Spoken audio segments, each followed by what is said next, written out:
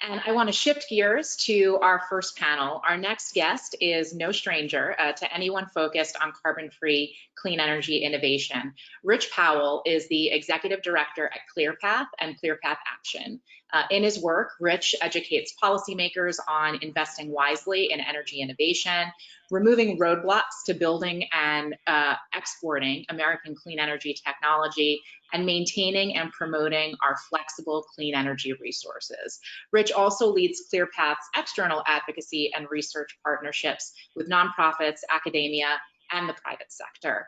Rich, thank you for being here, and it's nice to see you again. Thank you so much, Monica. Thank you, Maria and NEI, for having me and for hosting this conversation. It's great to be participating. I'm really looking forward to this important discussion. I'm so pleased to be here with Miranda and Ken, who I'll quickly introduce, and then we'll jump right into the conversation. Miranda Ballentine has devoted her career to accelerating the role of advanced energy in national security, economic prosperity, and solving climate change. She's currently the CEO of Renewable Energy Buyers Alliance, a community of large clean energy buyers and providers, NGOs and service providers who are working together to build a resilient, zero-carbon energy system. Prior to REBA, Miranda served as Walmart's Director of Sustainability for Renewable Energy, where I first got to know her, and as President Obama's Assistant Secretary for Air Force Installations, Environment, and Energy. She's always gone with long titles wherever she's landed. We also have Ken Kimmell, who has more than 30 years of experience in government, environmental policy, and advocacy. He's currently the president of the Union of Concerned Scientists. Prior to joining UCS, Ken was the commissioner of the Massachusetts Department of Environmental Protection. Ken has also served as general counsel at the Executive Office of Energy and Environmental Affairs in Massachusetts Governor Deval Patrick's administration, and spent 17 years as the director and senior attorney at a Boston-based law firm. So welcome to Miranda and to Ken. Thank you both for being here with us. Let's start with the big picture. We all know that decarbonizing the U.S. energy system will rely first and foremost on the backbone of a clean electric grid. Ken, I know UCS has looked very closely at what it will take to decarbonize U.S. electricity and the broader economy. Can you highlight the gravity of this issue and the level of ambition and effort it will take to scale up a zero carbon grid and in turn a zero carbon economy? Sure, Rich, and thank you to NEI for including me. Can you hear me? We sure can. Okay, super.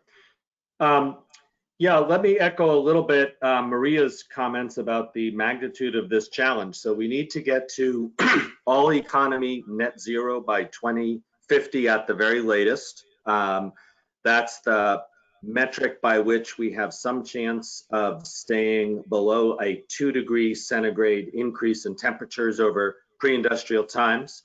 It will be critical for all of the developed countries in the world to hit that target by about 2050 and developing countries to hit it shortly thereafter. The three key pillars to reach net zero are using all energy in whatever form as efficiently as possible, decarbonizing the electric grid so that by 2050 and preferably before that time, it's 100% carbon free. And at the same time, electrifying most of our end uses, including transportation, heating, and industrial processes. So this is an enormous challenge. And in the United States, what that boils down to is going from about 40% clean energy to 100% in the next 30 years, and at the same time, literally doubling the size of the electric grid to encompass the electrification of all these other end uses. So this is just a Herculean challenge, and I'll just give one example. If you assume that wind and solar will play a major role in this decarbonization, which I think everyone, including NEI, assumes, let's just say we need wind and solar to account for 80% of our energy in 2050, and people can lower that number or raise it depending upon how they see it. But to give you a sense of the scale, for the last number of years, we've been adding about 20 gigawatts of wind and solar. We would have to double that pace in the 2030s, double it again in the 2040s, and double it again to go essentially from about 150 gigawatts, which is what we have now, to about 2,000 by 2050. Now, that level of ambition would be true if we were going to have nuclear power also play a role. And so the point of this is to show that this is a gigantic challenge that implies a pace of expansion of our electric grid in a way that we've never come close to doing in history.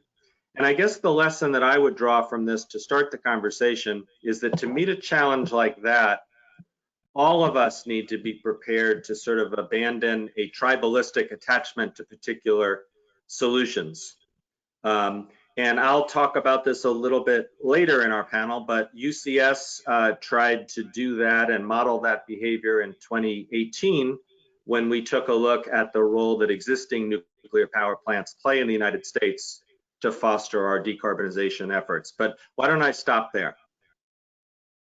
Ken, thanks so much. And I think that lesson of stopping being against the things we're not specifically for and eventually becoming for even the things we're not specifically for, as a very wise person once told me that Miranda knows well, I think is just a crucial mental frame to adjust as we respond to a challenge this enormous. So let's now turn from the economy-wide perspective to the perspective of the largest consumers of electricity in our economy, and where we're also seeing some significant shift. Miranda, how does this level of urgency and ambition transfer to corporate buyers, and how have corporate buyers, REBA's primary members, emphasis changed over time since the first round of 100% renewable commitments?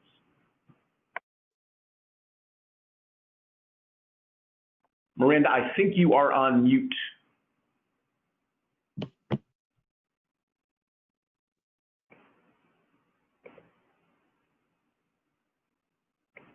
Still can't hear you. Okay, can you hear me now? Now we have you. Yes, great. Like the old cell phone commercial. Can you hear me now?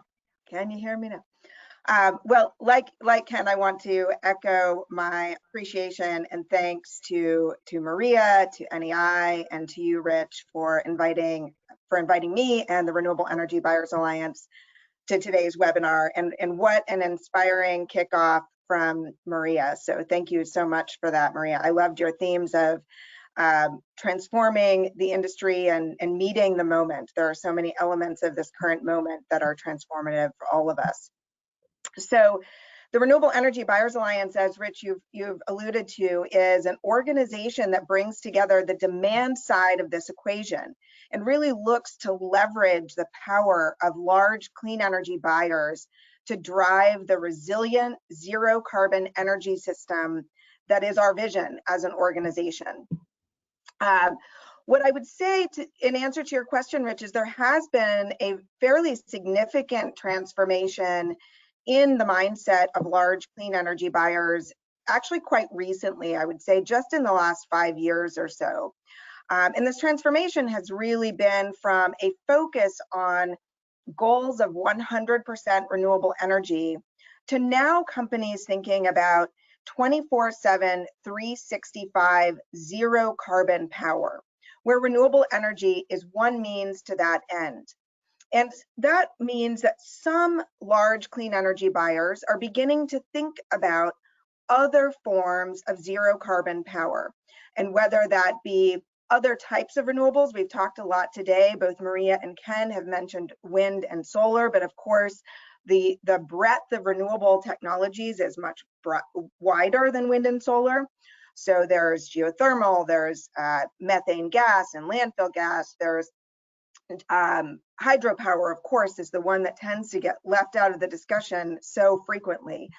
And what we're seeing is some of the large clean energy buyers beginning to look at non-renewable zero carbon assets and the role that those can play in accelerating the zero carbon energy future. And I would say that many of the members in REBA, many of the large clean energy consumers in this country have a sense of urgency around the timeline that even 2050 for the power system is too late, because there are so many other parts of our economy that are much harder to decarbonize even than our electric power industry. So there's an incredible sense of urgency from the demand side of this equation to accelerate the cleaning up of our grid so that we can get to work on some of the really tough parts of our economy for which the technological solutions are a little bit less clear. Why don't I pause there? Very, very helpful, Miranda. So let's, I want to come back to sort of where you left off. So when you did this analysis of the US grid and you looked at the need to get to net zero, how does nuclear fit into that deep decarbonization analysis?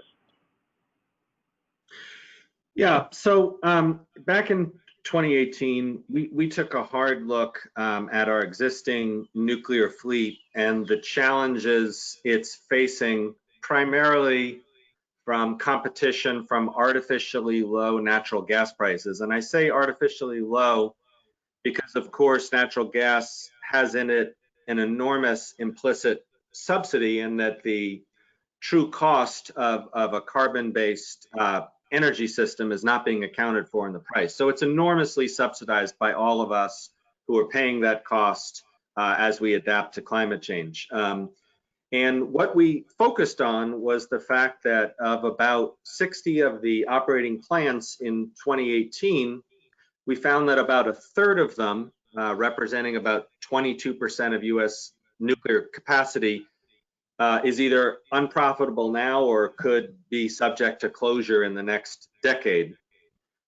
We focused on what would happen if those plants were to shut down and be replaced by gas.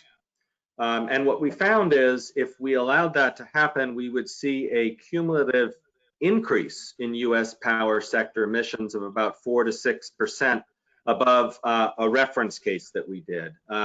That may not sound like so much, except let's remember the goal here is to get to zero emissions from the electric sector by 2050. So a set of policies or inactions that would cause these existing plants to shut down prematurely would make an already difficult challenge much harder. So in that report, we called for a series of public policies to address this. One could be a national price on carbon. Another could be a national clean energy standard. But we had some caveats to what we were suggesting in terms of support. One was that financial support should be reserved for reactors that meet or exceed the NRC's highest safety standards. And I should say this is an area where it's hard for us to work cooperatively because we don't support efforts to relax those standards. And to the extent that those standards do get relaxed, we're going to need to reconsider that criteria. So that's something I want to flag for everyone, that in some ways the debate we're having about relaxing these safety standards, I think, is counterproductive and doesn't really build the trust that we need to move forward. But a second key element of our support for providing support, was that we would not just lift up the boat of nuclear power, but strengthen renewable energy and energy efficiency policies. And there's been a sort of a mixed record, frankly, as to how states have followed that. And we can talk about that a little bit later. And I guess the final point I'd like to make on this, echoing a little bit of what Maria said, is we are in a moment of incredible change in this country right now. We see people demonstrating injustices of a variety of kinds, particularly focusing on police conduct.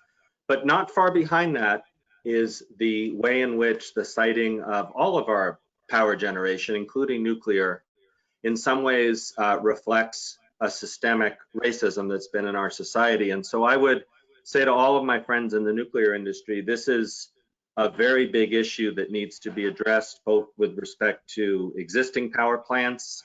There's a lot of concerns I've heard about the openness and transparency and sharing of information, but also if there is going to be a future for nuclear power and expansion, it's going to have to address that issue head on. So to summarize, we found an important need to preserve the capacity of existing nuclear power plants, provided that they're safe and it meets all of our other caveats, and we'll maybe get into this later in the discussion. We support across the board policies that would give new nuclear power plants the opportunity to compete in a marketplace against wind and solar and other forms of decarbonized energy.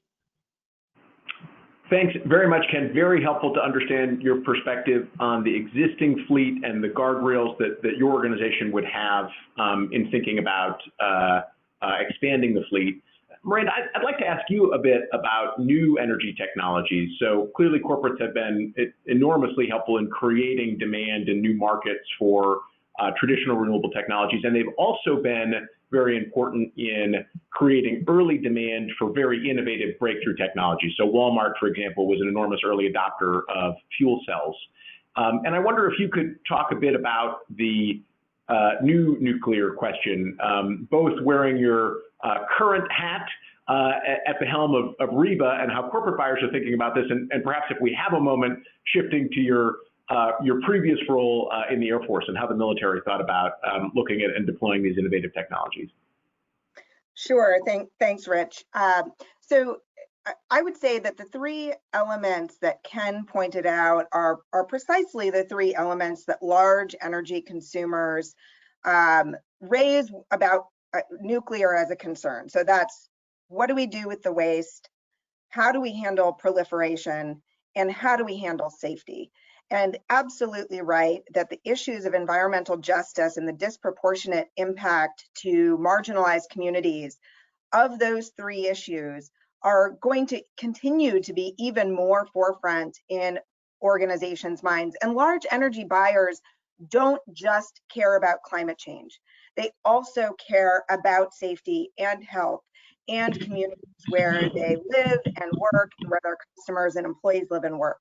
So those three topics, and Maria really mentioned the importance of the industry being forthcoming about those three challenges and how those three challenges can be tackled alongside both the preservation of existing nuclear plants and the siting and building of new plants. So the question of existing nuclear and new nuclear is a very interesting one. And obviously there's a lot of different opinions about where the focus ought to be.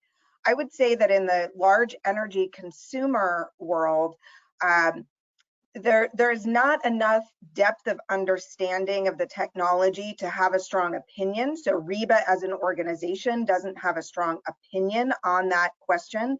And I would say most of our members haven't formed specific opinions on that question. To the extent that new nuclear addresses some of those three core challenges of the existing fleet, waste, proliferation, and safety, that's where I think you're going to start seeing large consumers of power being more interested in the potential role that new nuclear can play.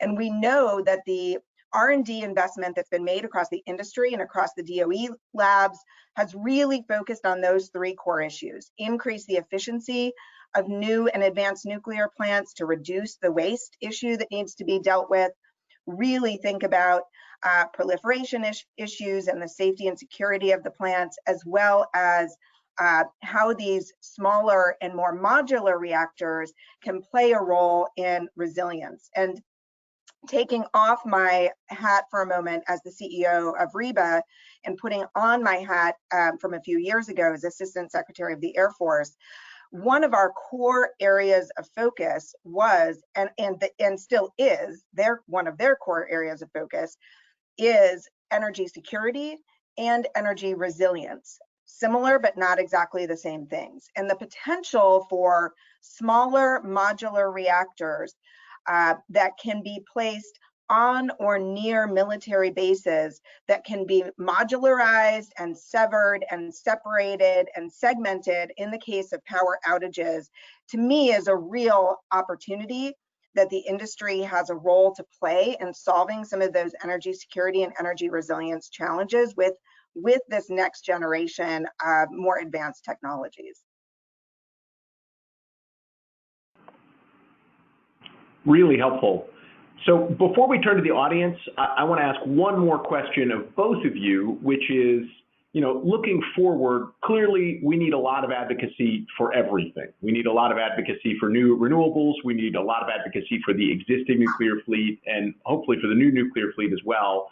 How do you see the farmers and the cowhands learning to be friends? How do you see the potential for nuclear advocates and renewable advocates and clean energy advocates of all stripes to come together and make common cause? Rich, would you like me or Miranda to start with that?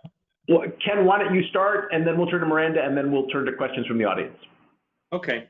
Well, I think that it's clear that we share the overall goal of decarbonizing and expanding the electric sector. So that's a really important starting place. I think where we work best together is when we work on legislation or executive regulations or orders that are attempting to both allow for the continuation of nuclear plants that are safely operated, but also improve efficiency and renewable energy standards. So, for example, I think Maria mentioned the Illinois Act. We support CEJA. We see its primary focus as being to drive Illinois to a 100% renewable energy future, which we're excited about. But we also support the provisions of the bill that allow nuclear and other sources to participate in capacity markets and to attempt to undo or avoid the impact of this new FERC rule, which we also consider to be fatally flawed. So that's a good example of cooperation. An example where cooperation is hard is a situation like Ohio, where the legislature passed a bill to provide subsidies to nuclear power plants and at the same time gutted the state's energy efficiency and renewable energy standards. So that type of approach really doesn't work and makes it quite difficult to make progress.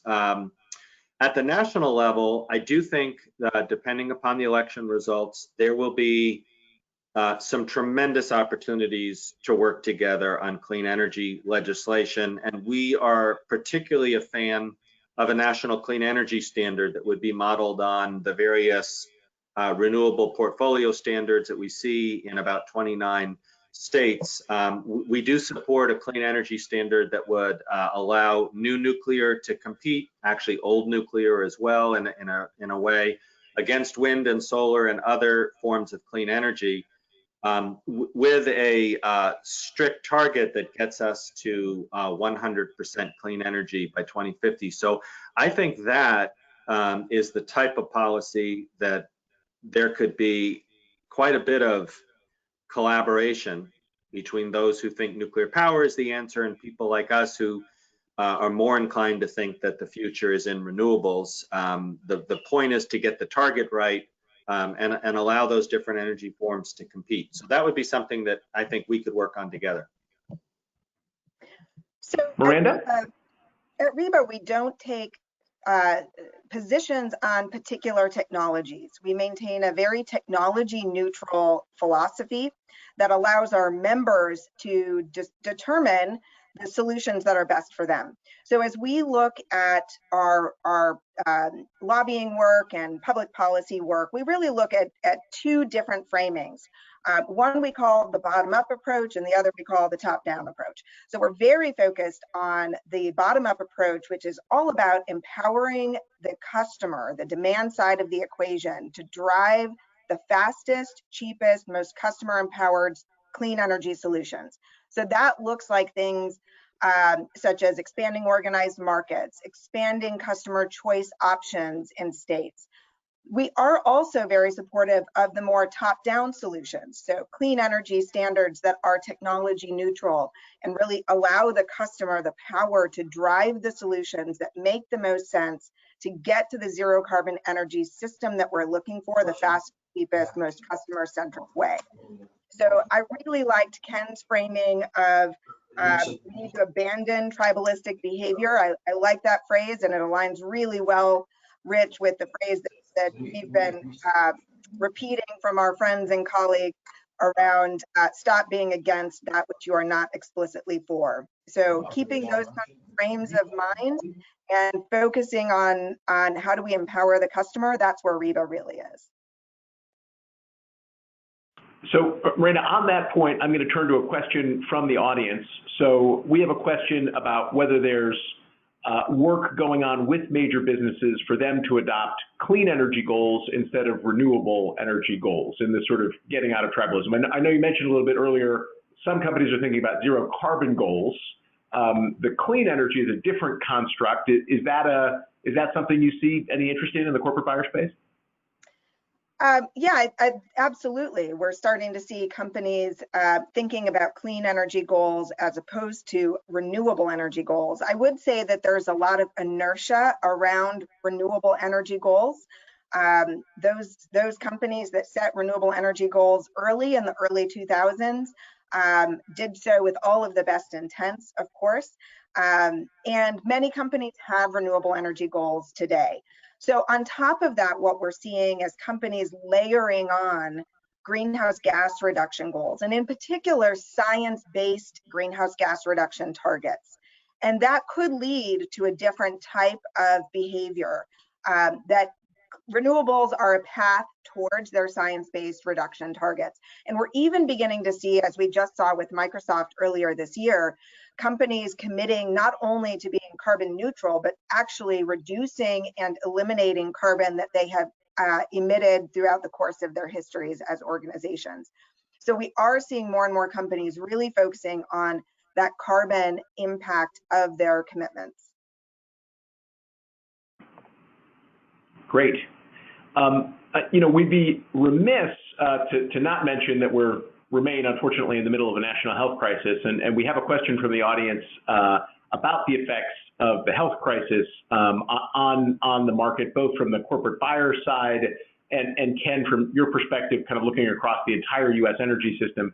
I wonder if you could just both spend a moment on what you think the effects of COVID will be on our transition to clean energy, and perhaps whether there's any impact in that on nuclear as well. Miranda, do you want to start? Sure, and we actually have a webinar, about 30-minute presentation available on our website and YouTube channel about the impacts of COVID on the demand side of the clean energy equation. The bottom line is the vast majority of large clean energy consumers that are committed to clean energy are not slowing down or altering their commitments. What we have seen over the last couple of months is a shift in impact to current projects. So when we first asked our community whether there were impacts to current projects that were either under contract or under development, very few were finding impacts in sort of the March and April timeframe.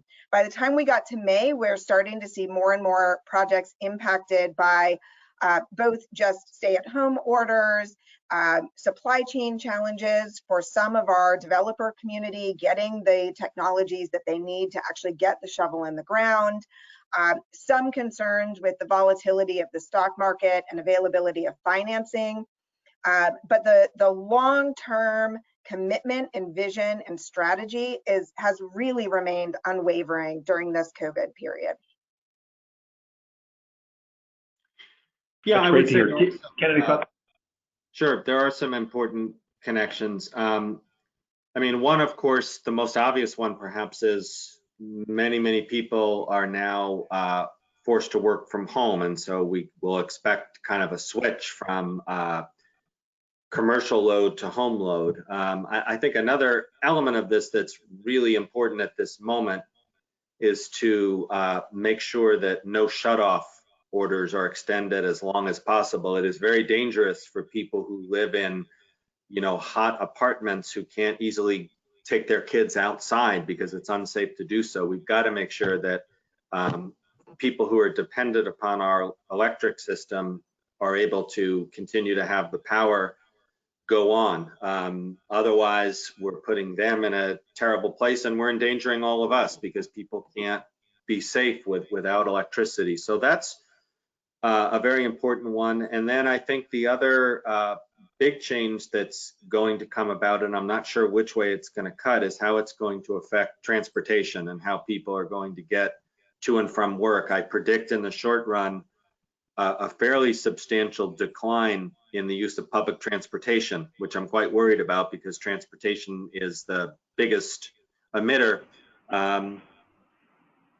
At the same time, I think people are starting to see the benefits of staying out of their cars. Our air is cleaner in a lot of our cities. And so I'm hoping that that will help in the long run encourage the development of the electric car market, which in turn connects directly to the grid because we're going to need a major expansion of the grid to accommodate that. So there's a bunch of ways in which I think COVID and clean energy relate.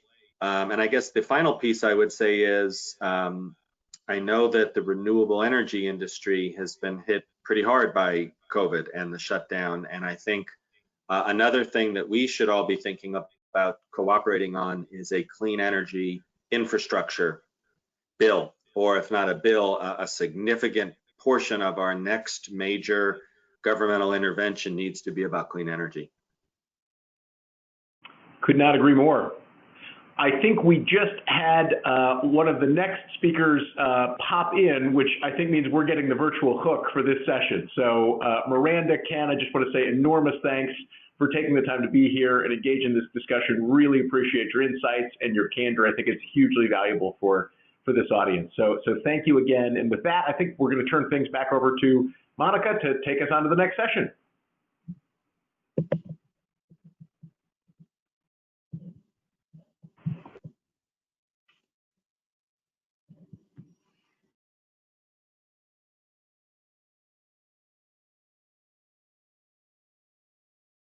All right, thank you so much, Rich. That was a fantastic panel and so honest, which we don't often see in Washington. So thank you to Rich and all the panelists for that great discussion.